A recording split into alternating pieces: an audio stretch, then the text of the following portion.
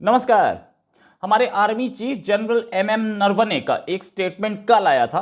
उन्होंने बोला था कि इंडिया पाकिस्तान के बीच में जो एलओसी है उस पर जो सीज फायर है वो अब भी इसलिए चल रही है क्योंकि इंडिया ने पोजीशन ऑफ स्ट्रेंथ से इसे नेगोशिएट किया था। इस पर डीजीआईएसपीआर का एक स्टेटमेंट आया। डीजीआईएसपीआर ने पाकिस्तानी आर्मी के स्पोक्सपर्सन का एक स्टेटमेंट आया है। वो ये बोल रहे हैं कि ये खबर जो है, ये जो बात बोली जा रही है, ये मिसलीडिंग फैक्ट है और हम लोगों ने दोनों ने बराबर लेवल से काम किया, हम दोनों ने इक्वालिटी पर काम किया और हमने इसलिए सीज फायर एग्री की क्योंकि दोनों side, Pakistani side as well as Indian side of Kashmir में आम कश्मीरी का नुकसान हो रहा था, इसलिए हमने सीज फायर को एग्री किया। ये स्टेटमेंट जो जनरल नरवणे ने दिया था वो प्रज्ञान कॉन्क्लेव में दिया था, जो कि दिल्ली बेस्ड थिंक टैंक है, उधर दिया था। इस पर डीजीआईएसपीआर का आज ट्वीट है। ये थोड़ा सा हैरानी वाला जरूर है, हैरान कर देने वाला इसलिए है कि उन्होंने कभी ये नहीं माना कि भाई करीब 30 साल से सीज फायर वायलेशंस हो रही थी, तो क्या उस समय कश्मीरी का नुकसान नहीं हो रहा था? उस समय भी कश्मीरी ही मर रहा था, जो उधर से बॉम्ब्स आ रहे थे उससे कश्मीरी मर रहे थे। तो यह कश्मीरी का सडनली ध्यान क्यों आ गया, ये बताना भाई। एक्सप्लेनेशन आप अपना दे देते। एक्सप्लेनेशन आपका ये था कि दोनों साइड कश्मीरी का नुकसान हो रहा था, इसलिए हमने रोका। तो पिछले 30 साल से जो सीज फायर वायलेशन हो रही थी वो। दूसरी बात, जनरल मुशर्रफ के टाइम पे सीज फायर वायलेशन बंद हो गई थी, तो उस समय आपको याद आ गया था, या जनरल मुशर्रफ कश्मीरी के ज्यादा सगे थे? चलिए, यह भी आपकी बात मान ली कि जनरल मुशर्रफ ज्यादा सगे थे, बाकी किसी को कश्मीर से कोई लेना देना नहीं था। जैसे ही जनरल मुशर्रफ गए तो सीज फायर सडनली शुरू हो गई। भाई इंडिया में तो कोई पॉलिटिकल चेंज नहीं हुआ था ना, इंडिया में कोई आर्मी चीफ चेंज हुए थे, ठीक है। इंडिया में अगर प्राइम मिनिस्टर चेंज हुए होते या डिफेंस मिनिस्टर चेंज हुए होते या आर्मी चीफ चेंज हुए तो हम बोलते कि एक नया आदमी आ गया जिसको कोई टेंशन नहीं है कश्मीरी की, ये हमने बोल दिया कि सीज फायर वायलेशन हो जाए। लेकिन जनरल मुशर्रफ के चेंज होते ही सीज फायर वायलेशन कैसे शुरू हो गई? क्योंकि नेक्स्ट गवर्नमेंट जो आई थी उन्होंने बोला कि आप सीज फायर वायलेशन कीजिए, इसकी आड़ में हम आतंकी भेजेंगे। आतंकी भेजे जाते थे, आज भी भेजे जा रहे हैं, आज भी भेजे जा रहे हैं। आपके आतंकी आते हैं, आपके लोग आते हैं। ये आपका prime minister, current prime minister खुद यूएन के सेमिनार, यूएन के उसमें गए थे, जनरल असेंबली में जाके स्पीच दी थी। उसके बाद एक इंटरव्यू में उन्होंने बोला था कि हम 40,000 के आसपास टेररिस्ट भेज रहे थे, कुछ अफगानिस्तान भेज रहे थे और कुछ कश्मीर में भेज रहे थे, ये उनका स्टेटमेंट था। इस आतंकी भेजने से क्या कश्मीर का भला हो रहा था? क्या कश्मीर के लड़कों को बेटर एजुकेशन मिल रही थी? क्या कश्मीर के लड़के डॉक्टर बन रहे थे, इंजीनियर बन रहे थे? क्या कश्मीर के लड़के आईएएस में या पाकिस्तानी आर्मी में ही सही, चलो पाकिस्तानी आर्मी ज्वाइन कर रहे, मैं मान लूं, इंडियन आर्मी के नहीं मानते।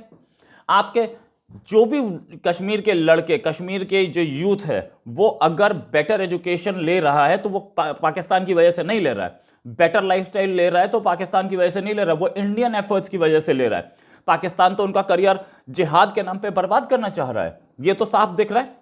क्या उनको पढ़ाई नहीं दे रहा है, उनको बेटर लाइफस्टाइल नहीं दे रहा है, उनके हाथ में बंदूक पकड़ा रहा है, जिहाद का नारा दे करके बोल रहा है कि फिदाइन हमला कर दो, जिसमें वो भी मर जाता है, उसकी फैमिली पीछे कोई पूछने वाला नहीं होता। क्या देता है उसको पाकिस्तान? कुछ नहीं देता। 1 लाख ऊपर से जिहाद के नारे का या आज़ादी के नारे का मिसयूज करके कश्मीरी यूथ को बर्बाद करना, ये पाकिस्तान अकेला कर रहा है और कोई नहीं कर रहा। चलिए इससे आगे बात करते हैं।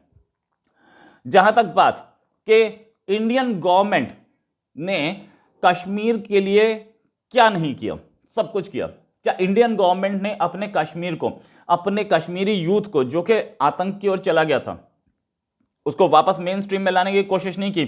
और बहुत सारे आए भी, आने के बाद उनका करियर बेटर था कि नहीं? वो लोग मेन स्ट्रीम में आने के बाद आज अपनी फैमिली को देख रहे हैं, अपनी फैमिली संभाल रहे हैं।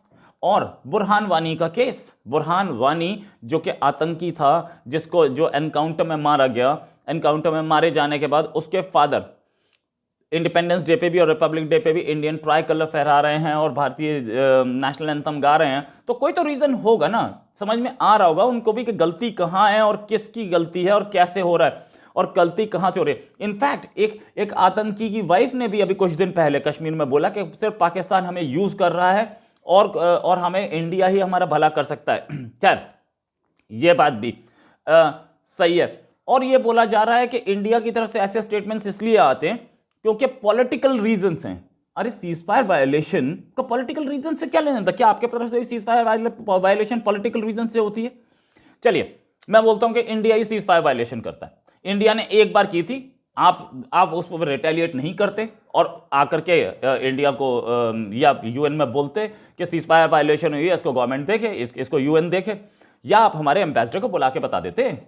3-4 के बाद जब 3-4 वायलेशन हो जाती है आप प्रूफ दे देते, खत्म थी कहानी। आपकी तरफ से रिटेलिएशन नहीं होती, आप रिटेलिएट कर रहे हैं, ठीक है।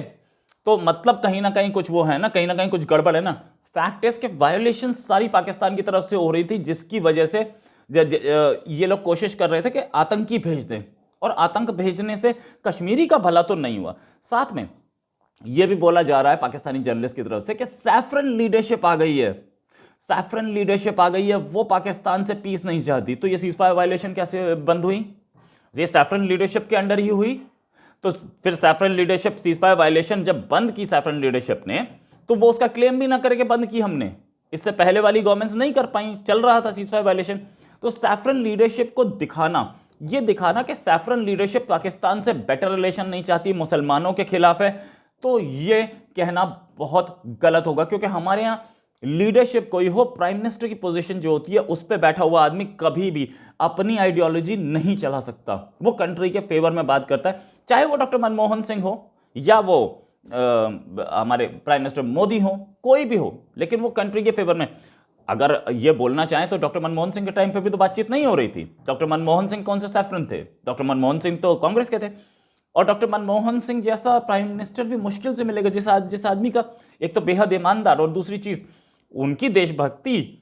इस समय इंडिया में जितने लोग हैं, मेरे हिसाब से सबसे ज्यादा देशभक्तों में से एक गिने जाएंगे वो। उन्होंने जो काबिलियत अटेन की और इंडिया को जिस लेवल पे ले गए इकोनॉमिकली, वो कोई और नहीं ले जा सकता था, कि कोई और लेके भी नहीं गया। बहुत सारे फाइनेंस मिनिस्टर आए, कोई नहीं लेके गया। खैर, इस बात से आगे चलते हैं। जनरल एमएम नरवाने ने यह भी बोला था कि ये हमारा एंशिएंट इंडिया का स्टेट क्राफ्ट ऑफ विजडम है, जिसकी एप्लीकेशन से जिसका एप्लीकेशन ऑफ फोर्स, और ये सेंचुरीज से जो हमें टाइमलेस हमें वो नॉलेज मिली है, हमने उसका यूज करके हमने ये सीज फायर को लगाया, हमने सीज फायर बहाल कराई। लेकिन जनरल एमएम नरवणे ने यह भी बोला, the developments of on our northern borders have also adequately underscored the requirement of ready and capable forces with an optimal component of boots on ground backed by modern technology to preserve our sovereignty and integrity। ये भी एक बड़ा statement था कि हम लोग seize fire violation रोक रहे हैं, साथ में हमारी पूरी प्रिपेयर्डनेस वहां पे है, हम तैयार हैं किसी भी नापाक इरादों का जवाब देने के लिए। इस पर भी रिएक्ट कर लेते हैं। आप बोलते नहीं बोले, क्यों नहीं बोले? क्योंकि पता है पाकिस्तान को कि गड़बड़ कहां है। गड़बड़ यह है कि सीज फायर वायलेशन इन्हीं की तरफ से हो रही है, और ये लोग दिखाने की ये कोशिश कर रहे हैं कि इंडिया करता था और हम तो कश्मीर के सगे हैं। इतने ही सगे थे तो आपके कश्मीर में एक आदमी क्यों प्राइम मिनिस्टर मोदी से गुहार लगा रहा था कि मेरे बच्चे ठंड में बाहर पड़े हैं, प्लीज बचाओ मुझे? क्यों आपके एक लीडर प्राइम मिनिस्टर मोदी से बोल रहे थे कि इलेक्शंस फ्री एंड फेयर नहीं है, प्राइम मिनिस्टर मोदी आप आके करो?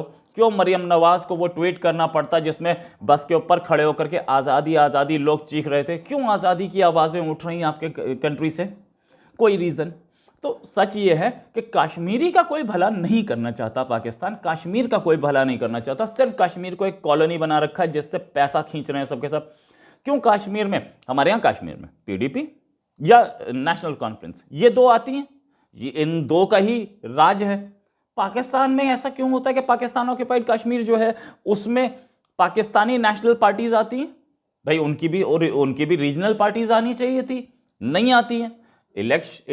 इसलिए क्योंकि वो एक कॉलोनी टाइप बन चुका है। क्यों वहां पे कोई रीजनल पार्टी को पनपने नहीं दिया जा रहा? साथ में जो भी कोई आदमी इलेक्शन लड़ता है उससे वो सर्टिफिकेट क्यों साइन कराया जाता है कि आप पाकिस्तान के लिए अपनी एलिजेंस रखेंगे, पाकिस्तान के लिए आप वफादार होंगे? अगर आप कश्मीर को आज़ाद करना चाहते हैं और कश्मीर को अलग मानते हैं और कश्मीर के एक लड़ रहे हैं कश्मीर के लिए, कश्मीर को आप चाहते हैं कि कश्मीर एक बड़ा कश्मीर बने, तो ये पाकिस्तान के लिए लॉयल्टी का सर्टिफिकेट क्यों साइन होता है? सिंपल चीज कि पाकिस्तान कश्मीर से पैसा खींचना चाहता है, कश्मीर के रिसोर्सेज को यूज कर रहा है और कश्मीरी को गोली मार रहा है, चाहे वो अपनी साइड हो या इंडियन साइड हो। कश्मीरी को गोली से दबा करके और कश्मीर के सारे रिसोर्सेज को अपने लिए यूज करना चाहता है, जैसा कि वो सिंध के साथ चल रहा है। सिंध के लोग भी यही बोलते हैं कि हमारे रिसोर्सेज है, पैसा हम कमाते हैं, 70% रेवेन्यू हमारे पास से है, लेकिन हम पे राज करता है पंजाब। बलूचिस्तान भी यही बोलता है कि हमारी गैस है, हमारी गैस हमें ही नहीं मिलती और ये लोग ले जाते हैं, हमें कुछ नहीं देते। खैबर पख्तूनख्वा भी यही बोलता है कि हमारे रिसोर्सेज का यूज वो कर रहा है इस्लामाबाद, क्योंकि पंजाबी लॉबी, पंजाबी सुन्नी लॉबी इधर हावी हो चुकी है पाकिस्तान पे, और वो लोग बिल्कुल हर दूसरे स्टेट की रिसोर्सेज को अपने लिए यूज कर रहे हैं और दूसरे स्टेट्स को कुछ नहीं दे रहे हैं। ऐसा ही कुछ कश्मीर के साथ भी हो रहा है। तो ये सच सामने है, सबको दिख रहा है कि कितना कश्मीरी का भला चाह रहे हैं और सीज फायर वायलेशन क्यों हुई थी, सीज फायर वायलेशन बंद क्यों हुई थी। इसी के साथ एक और खबर के साथ फिर हाजिर होंगे। नमस्कार, जय हिंद।